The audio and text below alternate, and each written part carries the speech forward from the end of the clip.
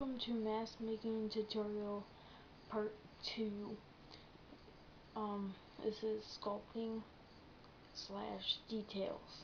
What you will need is clay, sculpting tools, a spray bottle.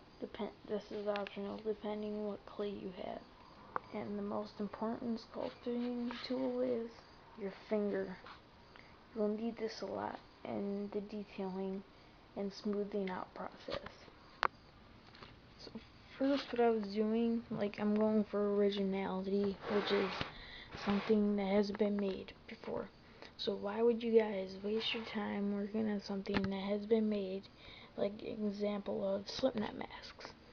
Slipknot masks are cool, but you can tell there's like a lot of them made, right?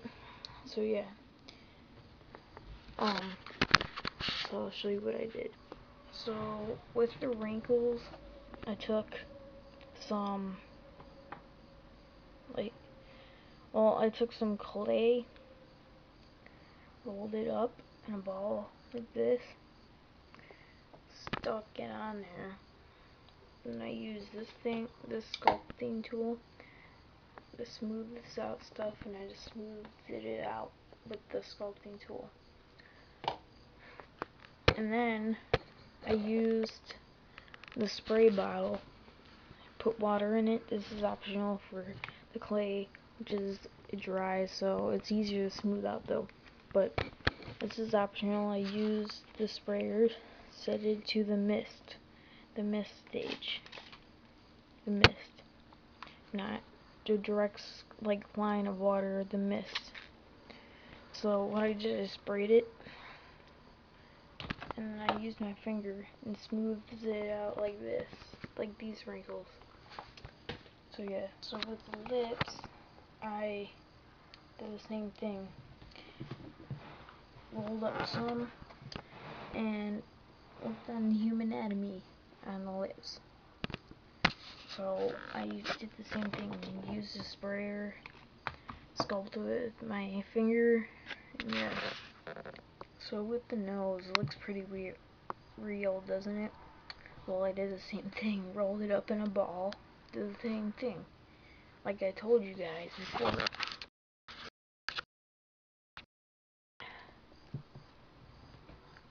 You want 3D like this, like you're seeing right now. You want 3D stuff that are popping out, stuff that is just a line. You don't want to be like, ooh, this is just a line, oh my god, it's cool detail. No, these are cool details. You have to make them 3D. So what I did is I just told you everything, but yeah. So I'll come back to you. Well, like I said, you can make some lines, but not all of it. You can't make it not all of it can be lines. It has to be like this. So I'll show you what I did. As you can see, I did a lip texture. I don't know if you can see it, but I did a lip texture to make it look more realistic. Since this is going to be a latex, I have to make it look as realistic as I could with latex. But silicone is more realistic looking. Oh well. But yeah. So what I did was I made a mole over here. Made a ball of clay and just sculpted a mole. And what I did for the eyes, since it's gonna be a blind side, so you can't see out of that one, but you only can see out of this one. Sculpt them as realistic as you can, guys. Try to make good quality out of your masks. So yeah.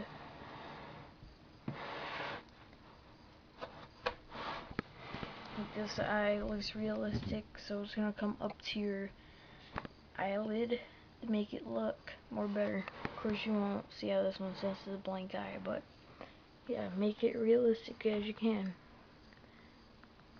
it's okay if you get inspired by something. Inspired by something is like, inspired by something is okay because, like, see, this my Monster Maker's Handbook. Oh yeah, you can guys buy these at monstermakers.com. It's pretty good. You can go through all the steps like sculpting, painting. So yeah. So by inspired by something is, as an example here. Oh, look at this. I wanna make something similar to this, but not exactly the same. Not exactly the same details, but something similar. So yeah, but if you made exactly the same details, that's copying. But if you make something similar, like make the nose different, teeth different, eyes different, details different, no horns in the back, yeah, it'd be like that. So that's inspired by something. And you can buy this handbook at monstermakers.com, by the way.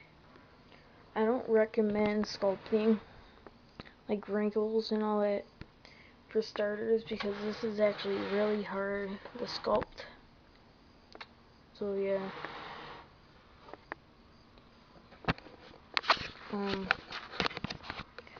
Thanks for watching, and look for part 3.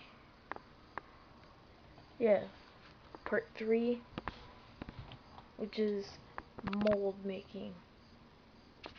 And thank you for watching, and don't forget to go to monstermakers.com and get all your stuff. Bye guys.